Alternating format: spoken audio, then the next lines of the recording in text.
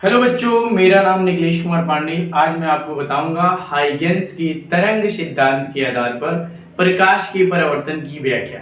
जी हाँ, आपने सही सुना। आज हम लोग पढ़ेंगे हाइगेंस के तरंग सिद्धांत के आधार पर प्रकाश के परावर्तन की व्याख्या। चलिए, मैं आपका बहुत ही कम समय लेते हुए मैं इस टॉपिक को बताऊंगा। सबसे पहले मैं आपको बता दूं बेटा, ये यूपी बोर्ड के लिए मोस्ट इम्पोर्टेंट है और 5 नंबर में आता है। ठीक है, चलिए मैं आपका बहुत ही कम समय लेते हुए इस टॉपिक को निगमन कराऊंगा। देखिए करना क्या है, हेडिंग आप सब बना ले कि हाइगेंस के तरंग सिद्धांत के आधार पर प्रकाश के परावर्तन की व्याख्या।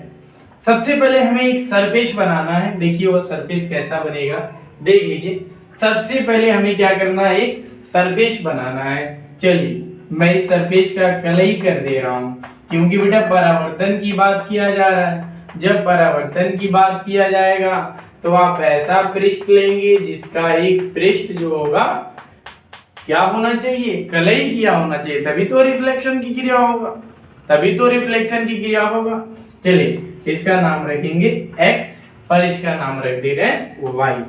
ठीक है, अब ध्यान दीजिए क्या करना है। अब हम एक तरंग लेंगे, हम एक ऐसी तिरछा तरंग लेंगे, इसका नाम रख देंगे a और इसका नाम रख देंगे b। हमने क्या किया, एक तिर्यक तरंग लिया।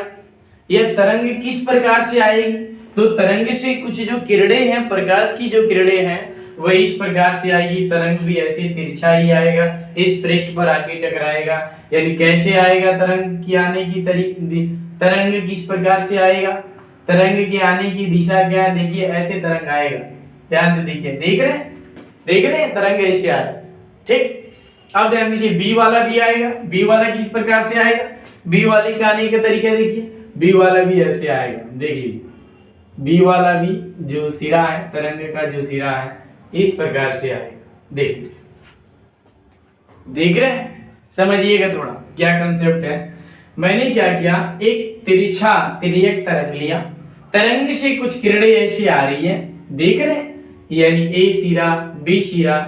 यह तरंग का दो सिरा है, ए और बी दो सिरा है। तरंग किस प्रकार से गमन करेगा, कैसे तरंग आएगा, तिरछा ही आएगा। समझिएगा, यहाँ पर यह एक कलम है, मान लीजिए यह तरंग है। कलम क्या है, तरंग है। मान लीजिए इधर देखिए मैं इस प्रकार से रख रहा हूं, जैसे मैंने तरंग ए भी लिया, देख रहे हैं। मैं कहूं कि चलो इस तरंग को बताओ किस प्रकार से आएगा, तो ध्यान देना तिरछा मैं तरंग को रख रहा हूं, ऐसे आएगा। गौर से देखिए ऐसे आ रहा है, देख रहे हैं। अब मैं आपसे पूछूं कि बताइए तरंग का कौन सा सिरा पहले आएगा, तो क्या कहेंगे, ए वाला सिरा पहले यहाँ पे आकर टकराएगा। बी वाला सिरा ध्यान दीजिए, बी वाला कहाँ रहेगा, ऊपर ही रहेगा। बी वाला सिरा जो है कहीं ऊपर ही होगा। देखिए कलम देख लीजिए, ध्यान से दिख रहे हैं कलम। फिर एक बार और समझिए, यानी मान लीजिए तरंग ऐसे है, देख रहे हैं तरंग तिरछा तरंग है, तिर्यक तरंग है, और ये इस प्रकार से धीरे धीरे गमन करते हुए तरंग आएगा, ऐसे स्लो मात्रा में आएगा। ठीक है, तरंग का जो ई वाला सिरा है सबसे पहले इस पृष्ठ से सरफेस से आकर टकराएगा, और बी वाला सिरा क्या होगा, ऊपर ही रह जाएगा। बी वाला सिरा क्या होगा जी, ऊपर ही रह जाएगा। चलो तो देखो करने हैं क्या, तरंग कुछ इस प्रकार से होगा। देख लीजिए तरंग इस प्रकार से आएगा, देख रहे हैं। इसका नाम रखेंगे ए और इसका नाम रख देंगे बी। मैं इसको मिटा दे रहा हूं, अभी बाद में बनाऊंगा। आप कहेंगे सर पहले ही क्यों बना दिए, ध्यान दीजिएगा, फिर एक बार समझा रहा हूं। फिर कंसेप्ट जब सीख जाएंगे तो बहुत ही आसान अटकील होगा।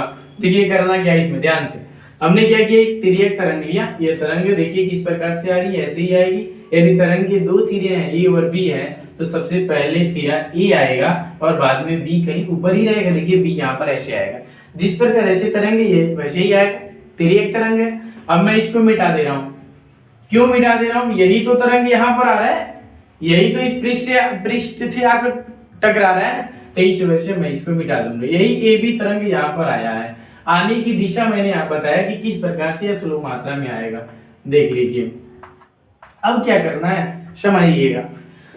अब ध्यान दीजिए, इस बी वाले सिरे को हम थोड़ा और आगे बढ़ाएंगे। बी वाले सिरे को हम क्या करेंगे, और आगे बढ़ाएंगे। देखिए मैं बी वाले सिरे को आगे बढ़ा रहा हूँ। देखिए बी वाले सिरे को हम क्या करेंगे, आगे बढ़ाने जा रहा हूँ। ऐसे हम बी वाले सिरे को आगे बढ़ाने जा रहे हैं, देख रहे हैं। सीधा आप स्केल से एकदम सीधा बनाएंगे। बी वाले सिरे को हमने आगे बढ़ाया, और जहां पे यह इस पृष्ठ से टकराएगा उसको हम कह देंगे बी डैश। क्या कह देंगे, बी डैश कहेंगे। ठीक है, थोड़ा समझिएगा, फिर कंसेप्ट सीखते चलिए तब समझ में आएगा।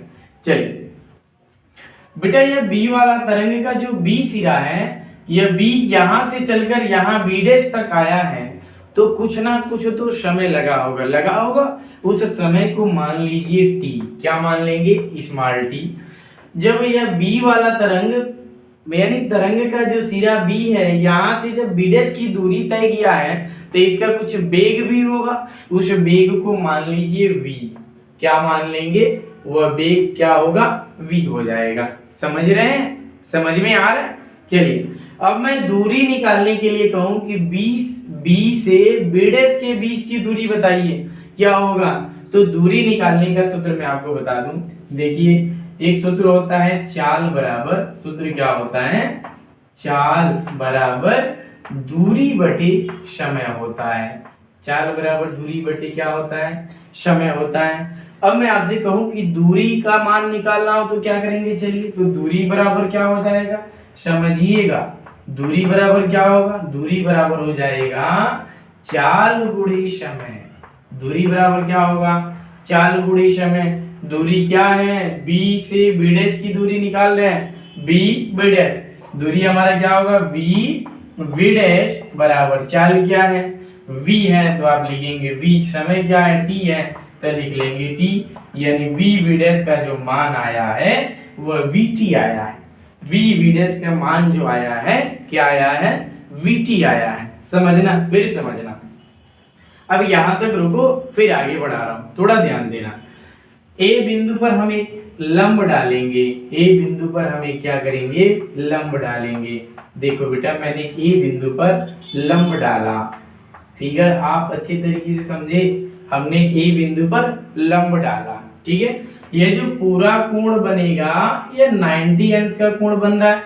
कितने अंश का कोण बनेगा जी? 90 अंश का। तो ध्यान देना, आने वाली किरणों के जरिए, यानी यह आपतित किरण है। यह कौन सी किरण है? आपतित किरण है। देख रहे हैं, ये जो है आपतन बिंदु है, तो यहाँ पर जो कोण बनेगा वो हमारा आई बनेगा। ये आपतन कोण बनेगा, यानी ये आई होगा। तो यहाँ पर ये 90 अंश का कोण बन रहा है, जिसमें से एक कोण आई है, तो दूसरा कोण क्या होगा? बोलिए, 90 अंश माइनस आई होगा। दूसरा क्या हो जाएगा? 90 अंश माइनस का आई हो जाएगा। समझ रहे हैं?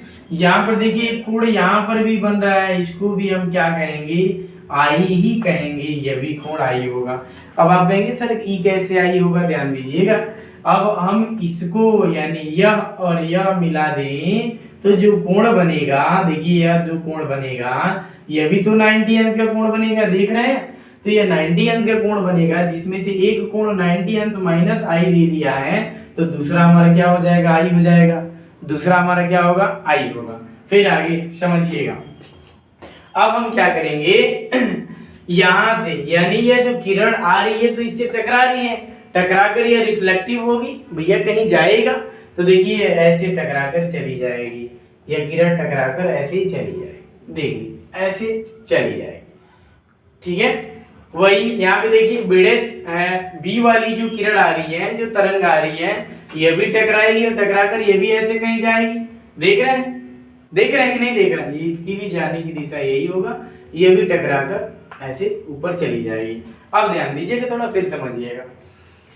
यहां से यह देखिए, ए से जो प्रकाश की किरण, ये जो तरंग टकरा कर रही है, ऐसे जा रही है, तो मान लेंगे कि यहाँ पर क्या है? ए डैश है। मान लेंगे क्या है? ए डैश है। समझ रहे हैं?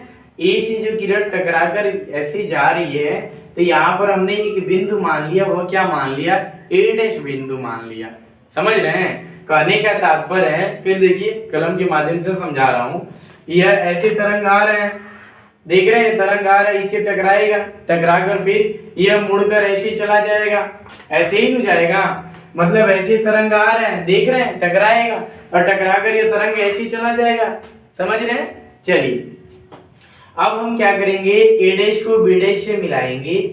हम ए डैश को किससे मिलाएंगे? बी डैश से मिलाएंगे। देखिए ए डैश को हमने क्या किया?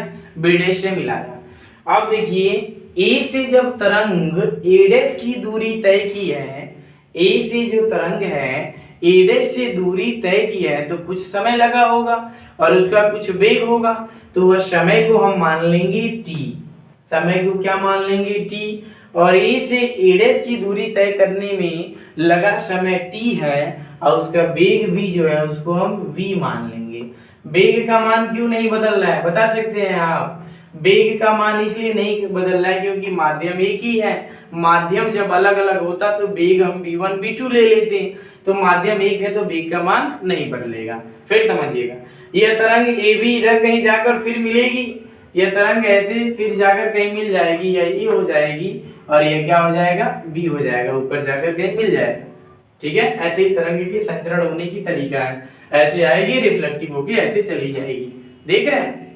अब समझिए, यहाँ पर ये जो कोण बन रहा है, देखिए यहाँ पर जो कोण बनेगा, यहाँ पर जो कोण बन रहा है इसको हम क्या कहेंगे? इस कोण को हम कहेंगे आर। परावर्तित किरण है तो इस कोण को हम क्या कहेंगे? आर। अब इस बी बिंदु पर आप चाहें तो एक और अभिलंब दे दीजिए। चलिए बी बिंदु पर एक अभिलंब डाल दीजिए। देख लीजिए, हमने बी बिंदु पर भी एक अभिलंब डाला, तो यहाँ पर ये जो कोण बनेगा, ध्यान से देखना, यहाँ पर जो कोण बन रहा है इसको हम कहेंगे आर। तो यह जो कोण होगा वह क्या होगा? 90 अंश माइनस आर होगा। यह कोण हो जाएगा 90 अंश माइनस आर। अगर ना समझ में आए तो वीडियो को एक बार और प्ले करके देख लीजिएगा। फिगर अगर बेहतर समझ गए तो आर्टिकल बहुत ही आसान है। देखिए, मुझे जो बताना था इसमें बता दिया। यहाँ पर भी देखिए जो कोण बनेगा वो क्या होगा? 90 अंश का कोण बनेगा। यहाँ पर भी जो कोण बनेगा वह 90 अंश का कोण बनेगा।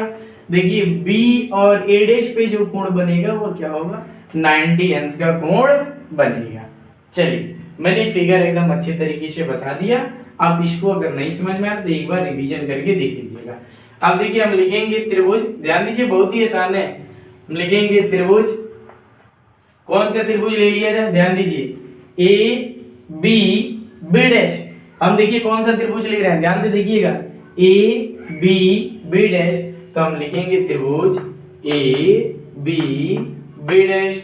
और देखिए दूसरा त्रिभुज हम क्या लेंगे? थोड़ा समझने का प्रयास करेंगे तभी आपको समझ में आएगा। दूसरा त्रिभुज हम लेंगे ए डैश बी डैश। दूसरा त्रिभुज क्या लेंगे? ए डैश बी डैश। समझ रहे हैं? ए डैश बी डैश। ठीक है, तो हम लिखेंगे इसको, यहाँ पर लिखेंगे ए, फिर ए डैश बी डैश। ठीक है, हमने दो त्रिभुज लिया। एक त्रिभुज क्या लिया? A B B dash. दूसरा लिया ए डैश बी डैश में। क्या लिखेंगे? में। अब इसमें हम क्या करेंगे? कोण को बराबर करेंगे। क्या करेंगे? कोण को बराबर करेंगे। पहले यहाँ तक आप इसको ले लिया, समझ में आएगा। अब हमें कोण को बराबर करना है। क्या करेंगे? कोण को बराबर करेंगे तो लिखेंगे कोण। अब आइए कौन सा कोण लिया जाए? A B B dash. B पे 90 अंश का कोण बन रहा है तो लिखेंगे कोण ए बी बी डैश बराबर, इसको मैं अच्छे से बना दूं, ए बी और यह वी डैश क्या है जी? वी डैश बराबर कोण। इधर ध्यान देना, क्या होगा? कोण ए डैश बी डैश। यहाँ पर ए डैश पर भी 90 अंश का कोण बन रहा है, यह होगा ए और क्या? ए डैश बी डैश। यह जो है कितने अंश के हैं? 90 अंश के कोण है। कितने अंश के कोण है? 90 अंश के। अब हम दूरी को बराबर करेंगे, दूरी को इक्वल करके दिखाएंगे। समझे? दूरी को आइए इक्वल करके दिखाया जाए। चलिए, तो दूरी इक्वल कैसे करेंगे? ध्यान दीजिए, पहले आपने दूरी क्या निकाला था? v और v डैश की दूरी आपने निकाल दिया, vt आ गया। इधर दूसरे बार हमने दूरी लिया क्या? a डैश, a और a डैश। भैया a से a डैश की दूरी जब तरंग ने तय किया तो स्मॉल t और v समय ले रहा है, इसका भी मान तो वही बराबर होगा। तो मान लीजिए अगर हम इसका दूरी निकालेंगे, यहाँ पे मैं लिख दे रहा हूँ इसके लिए a डैश माने a डैश की दूरी बराबर, a से a डैश की दूरी बराबर चाल गुणे समय। चाल क्या है? v है। समय क्या है? चाल v है। समय क्या है? t है। देखिए ये भी वही मान आ रहा है, यानी दोनों दूरियां बराबर हैं। दोनों दूरियां के वैल्यू जो निकल रहे हैं, जो मान निकल रहे हैं वो बराबर हैं। तो चलिए दूरी बराबर कर लीजिए। तो लिखिए, आप क्या लिखेंगे? ए डैश लिखना है, ए डैश बराबर क्या लिखेंगे? बी बी डैश, यानी दोनों आपस में बराबर हैं, बी बी डैश। इसके जो वैल्यू निकल के आ रहे हैं वह दोनों के बीटी बीटी आ रहे हैं, यानी ये दोनों आपस में बराबर हैं। ठीक है, अब देखिए इसमें उभयनिष्ठ भुजा क्या है, ध्यान दीजिए, इन दोनों त्रिभुज इसी भुजा पर है। उभयनिष्ठ भुजा हमारा क्या है, गौर से देखिए, ए बी डैश उभयनिष्ठ भुजा है, तो हम लिखेंगे ए बी डैश बराबर ए बी डैश, यह क्या है, उभयनिष्ठ भुजा है। क्या है जी, यह उभयनिष्ठ भुजा है, यह उभयनिष्ठ भुजा है, दोनों त्रिभुज में यह भुजा है, उभयनिष्ठ है। तो इसलिए हम क्या लिखेंगे, त्रिभुज त्रिभुज ए बी बी डैश और त्रिभुज ए डैश बी डैश समरूप हैं। क्या हैं, समरूप हैं, ये क्या है, समरूप हैं। लिखेंगे त्रिभुजों के सर्वांग क्षमता से, लिखेंगे त्रिभुजों के, त्रिभुज ऐसे लिख लीजिए, त्रिभुज की सर्वांग क्षमता से, सर्वांग क्षमता से। चलिए त्रिभुज की सर्वांग क्षमता से ध्यान दीजिए, आइए कोण को पहले बराबर कर दिया जाए। त्रिभुज की सर्वांग क्षमता से थोड़ा ध्यान दीजिएगा, त्रिभुज में ले रहा हूँ, पहले त्रिभुज ले रहा हूँ, उसके बाद कोण को इक्वल कर दूंगा। यह कोण ही ले रहा हूँ, डायरेक्ट कोण ले रहा हूँ। देखिएगा हमें यही सिद्ध करके लाना है कि आई बराबर क्या होता है, आर, यही आपतन कोण परावर्तन कोण के बराबर होता है, यही लाना है।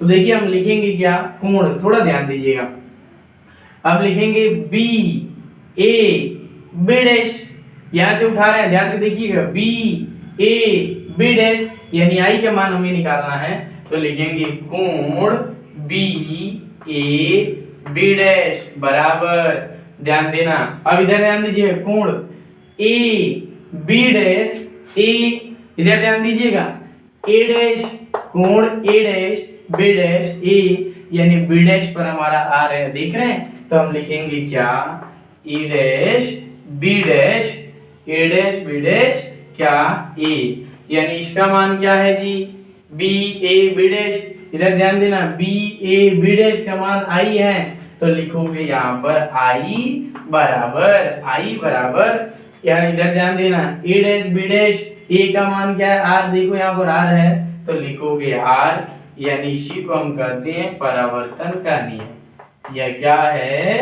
परावर्तन का नियम है। किसका नियम है, परावर्तन का नियम है। देखिए मैंने एकदम बेहतर से बेहतर तरीके से आपको बताया है। यह सिद्ध हो गया कि आपतन कोण क्या होता है, परावर्तन कोण के बराबर होता है। मैं आप सभी बच्चों से कहूंगा बेटा, अगर एक बार में समझ में नहीं आया है तो एक बार और वीडियो को प्ले करके आप देखेंगे, 100% गारंटी ले रहा हूँ आपको अच्छे तरीके से समझ में आ जाएगा। अगर आपको समझ में आया तो बेटा लाइक करें, कमेंट करें, अपने मित्रों तक इस वीडियो को अधिक से अधिक शेयर करें, ठीक है। देखिए बेटा, अगर आप लोग की अधिक मात्रा में कमेंट आई तो फिर मैं अपवर्तन से संबंधित जो नियम है वह भी बताऊंगा। हाइगेंस के तरंग की सिद्धांत के आधार पर अपवर्तन का जो व्याख्या है, यानी अपवर्तन की भी व्याख्या करके मैं आपको बताऊंगा। ऐसे तो परावर्तन की व्याख्या है, अब अगर आप लोग अधिक मात्रा में कमेंट करेंगे, अगर आपको अपवर्तन पढ़ना है तो परावर्तन की व्याख्या मैंने किया, तो मैं आपको बताऊंगा कि हाइगेंस के तरंग सिद्धांत के आधार पर प्रकाश की अपवर्तन की व्याख्या। चलिए तो सभी लोग, मैं कहूंगा एक बार इसका स्क्रीनशॉट ले लें। चलिए मैं साइड में हो जा रहा हूँ, सभी लोग इसका स्क्रीनशॉट ले लें।